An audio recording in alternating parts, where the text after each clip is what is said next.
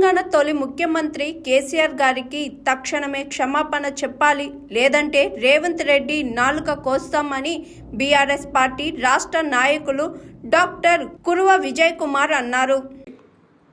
తెలంగాణ తొలి ముఖ్యమంత్రి, భారత రాష్ట్ర సమితి అధ్యక్షులు, తెలంగాణ జాతిపిత అయినటువంటి పెద్దలు గౌరవనీయులు, ఈ రాష్ట్రానికి తండ్రి సమానులైనటువంటి పెద్దలు గౌరవనీయులు కేసీఆర్ గారిని పట్టుకుని తెలంగాణ ముఖ్యమంత్రి రేవంత్ రెడ్డి గారు, నువ్వు ఎంత చిల్లర భాష మాట్లాడుతా ఉన్నావు, ఎంత దిగజారుడు భాష మాట్లాడుతా ఉన్నావు, స్ట్రెచర్ అయిపోయింది, ఇప్పుడు మార్చులకే వెళ్తావని చెప్పేసి మాట్లాడతావు.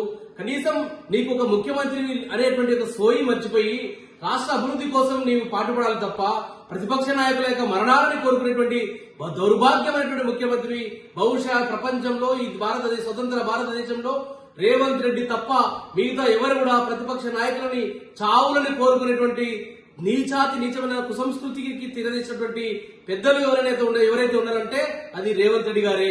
రేవంత్ రెడ్డి గారు, నీకు మరణం తప్పదు, నీ కుటుంబ సభ్యులకు మరణం తప్పదు, ఈ భూమి మీద పుట్టిన వారికి ప్రతి ఒక్కరు కూడా మరణం తప్పదు.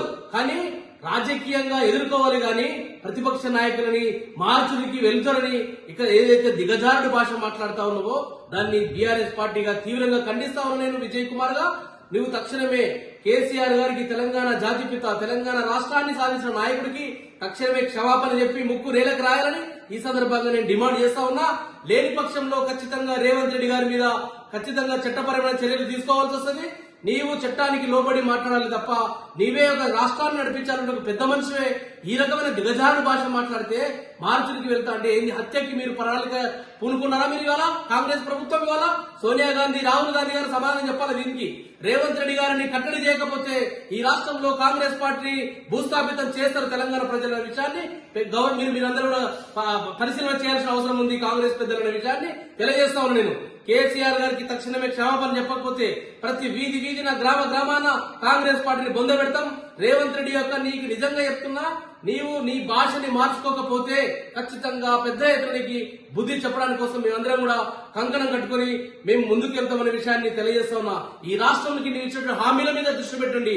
మీరు ఇచ్చినటువంటి ఏదైతే అడ్డగోలు 6 గ్యారెంటీలు ఇచ్చారో, 13 అంశాలు ఇచ్చారో, 420 హామీలు ఏదైతే ఇచ్చి 420 రోజులు పూర్తయింది.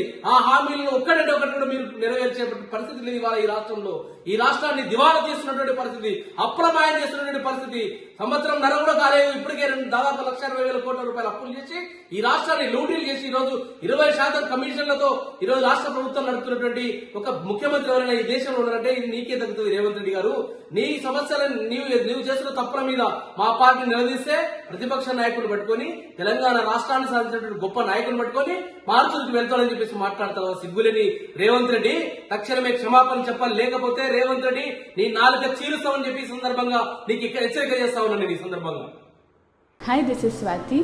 లైక్ చేయండి, షేర్ చేయండి, కమెంట్ చేయండి అండ్ సబ్స్క్రైబ్ చేయండి GRTV. Hi, this is Monica. Please like, share and subscribe GRTV.